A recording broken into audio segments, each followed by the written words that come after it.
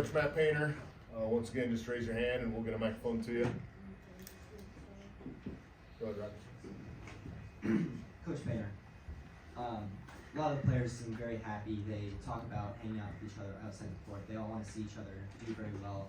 Do you think you've played any part in creating this great environment in which they all want to uplift each other? I think we play a part in trying to recruit guys that fit at Purdue. I think that's if you can have those common values in terms of wanting to get your education, wanting to play to get a championship and compete for a championship. I think when you do that and your passion is basketball, I think those things kind of organically just happen. If you get a lot of guys, doesn't mean you can't have different likes, but your passion's got to be basketball, and you got to understand the big picture at Purdue. So I think that just kind of makes it easy then. Going into Portland, your message to the team was get the ball to Edey. Right.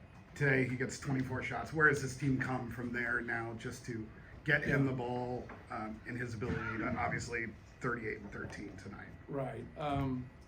Every game's different. When people playing more one-on-one, he's going to get more attempts. When they double him more, he's going to get less attempts. The thing that he's been able to do is when they take things away, he can still get on the glass.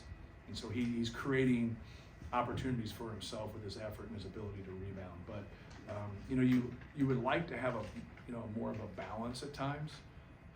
But when you get against really good teams, if you find something that works, now while you're trying to balance things out, like why go away from it? So we've always kind of been that way. Once something works, and he's so unselfish. He plays the game, and maybe the best stat is the 0 turnovers. Is the ability to throw him the ball, and his ability to make a good decision. And when you deal with great players, they should have the right of first refusal. It doesn't mean they have to shoot the basketball, but they need to touch the basketball. And now everybody is on alert, and that helps your spacing and helps them get into rotations at times when they overdo it. Then obviously you're going to get them into foul trouble and get to the free throw line. Hey Matt, I asked Coach Izzo about you and your program. Both you guys following legends as you came into college. But what's it like for you seeing him on the sidelines? I mean, both you guys are just so great for the game. But what's it like to see him still coaching at the highest level? And you guys fight on the court, but after your friends. But what's he mean to the game? Yeah, he means a lot to the game. I think we haven't accomplished what they've accomplished. Like, don't get confused. Like, even though we might win this game or win that game, like we haven't won the Big Ten championships, we haven't been to a Final Four. So like, he sets the bar for our league, and that competition has really improved our program.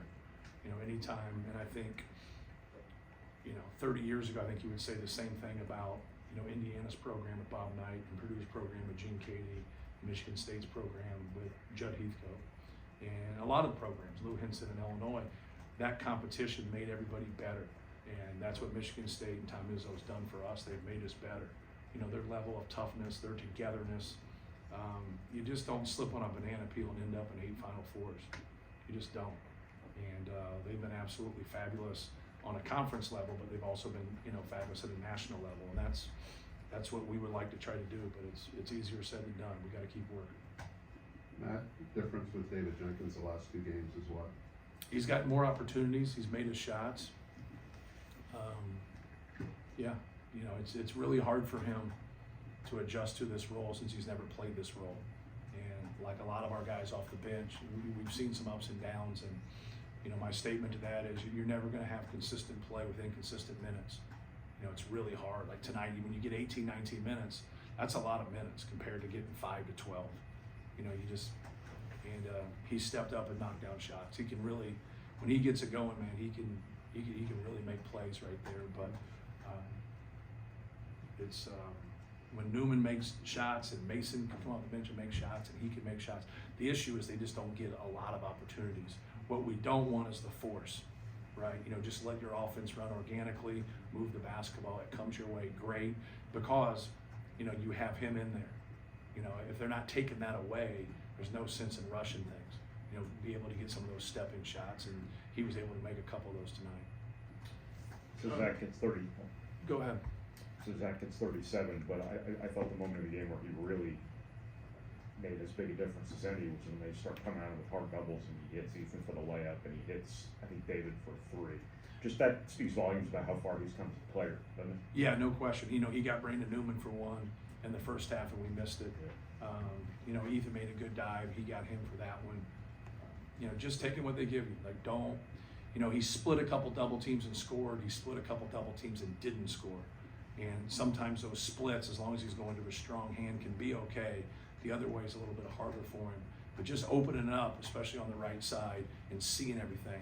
You know, it's easier for, you know, on that left block, if you're looking at it from the top of the key, for a right-handed guy to go over his left shoulder and make those passes. But when you're on the other block, going the other way, making those passes, you got to open up so you see everything, and that makes it much easier. You know, more on Zach defensively, he makes winning plays too. They tried to ISO Hauser on the guards or in the post, and he had 2 really nice deflections that really kind of set Michigan State away from what they maybe were trying to do. Yes. It's nice when you have a big-time scorer who also is willing to do those things as well as the assists, correct? Yeah, he came on that double, and you know Hauser is good at that dribble down, and so when he got into that, you know, we wanted to come on that double, but making sure everybody else is alert. It's not just the double. You know, you got to be good in your rotation, and you know he got both of those deflections that led to steals, you know, out of that double. That's pretty impressive for a 7'4" guy to come into that double, and one of them was low. So, you know, you go high with your hands, and then they move the ball to pass, and he moved his hand to follow and got that deflection. So, yeah, he's really improved on the defensive end. I think anytime people stereotypically evaluate him, they're like, well, he stinks in ball screen defense. He used to stink in ball screen defense. He doesn't anymore. And so, but he still has trouble out in space a little bit with those quick guys right there. But that's more of a team thing. You know, we got to be able to crowd some space and help him a little bit so those guys can't work him downhill. Matt, part of the team's development of player and just getting acclimated to the role. Is it possible that a team gets acclimated to its role as being ranked number 1 and all the stuff that comes with it? And is that happening here? I don't know if it's. I hope it's happening. You know, it is. You got to show some discipline and not listen to what people say, because like success messes with you more than failure. Failure always, you know, just corrects you. You know, you're just, you know, you realize that you lost by a basket. Now everything you did wrong gets magnified. You win by a basket, you don't magnify those things, and that's why coaches do. That's why people think coaches are crazy, because now you've won a game and you've made mistakes and you're on them about stuff because you know one or more of those mistakes could have led to that loss, but you don't digest it that way, and fans don't digest it that way. We can do everything the same and be 1 possession less, then also they'll ask you, what's your problem? If you can take that noise and take that rhetoric out of your thinking and just worry about what people say in your locker room, you're going to be more successful, you're going to have that good headspace, and you're going to have more fun. If you're always trying to please people that really don't exist and you don't know, like that gets to be really hard. Like, you know, you still have to have, the last thing I wrote on the board was, you know, give the fans something to cheer about, but have fun with it. Like, have fun. And the more you can do your job, the more you can have fun. Sometimes people think having fun is, you know, acting crazy and taking bad shots and just doing whatever you want. Like, that's a losing mentality. You know, it's not about that. You know, it's about doing the right things, sticking together, but also, you know, embracing the moment. Like, that's a fun environment there. But you got to play well. Sam? Matt, you took Zach out for 1 free throw, put him back in. Was there a push to get him 40 points tonight, or was there something? No, there wasn't. And I was taking him out because I thought they went small, which I did earlier in the game with Malik and Joey Hauser as their 4 and 5, and so that's what I was doing there. And then I made a mistake and Cooper stayed in, and so then I put him back in there. So. And then secondly, the last 8 games since the Rutgers game, you're shooting almost 40% from 3. Is it more than just water 5 minutes level, or the guys getting in the gym and getting more shots up? What's been the key to the better outside shooting? I think water finding this level and just the opportunities. You know, you're getting certain opportunities for certain teams, depending on whether they double or they don't. Because I think we have a very unselfish team, but you know, you're going to go play certain teams and they're just going to take away your threes. Then you're going to play the next team and they're just going to double him every time and take him away. You know, it just depends on what comes. But no matter what they do, like, you know, you can still have good ball control and take good shots. Kelly and then Casey.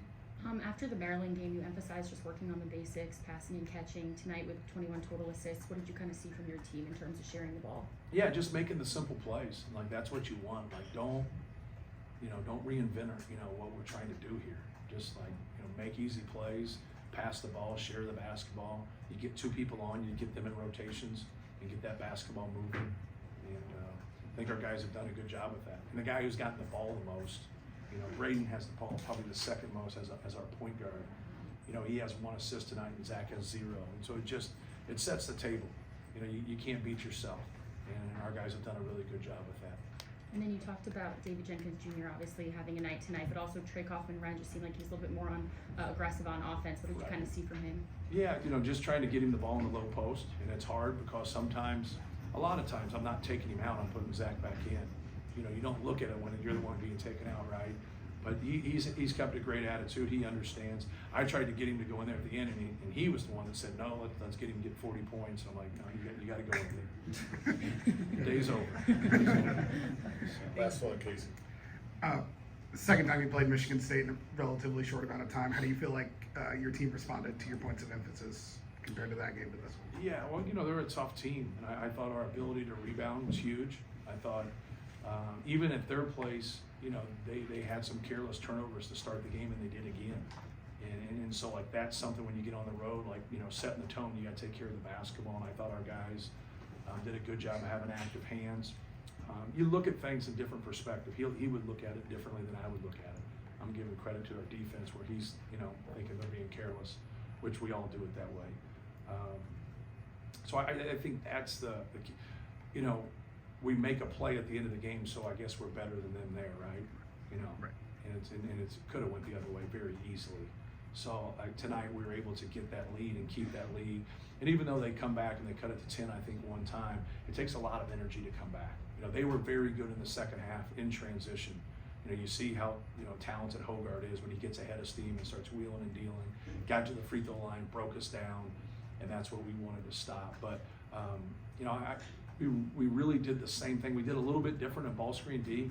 We switched some of those snakes the first time, and Tyson Walker made us pay, and we didn't switch them this time unless they got deep with it. So that was really about our only adjustment.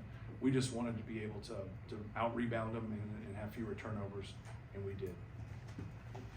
Thank you, guys. Thank you. Thank you.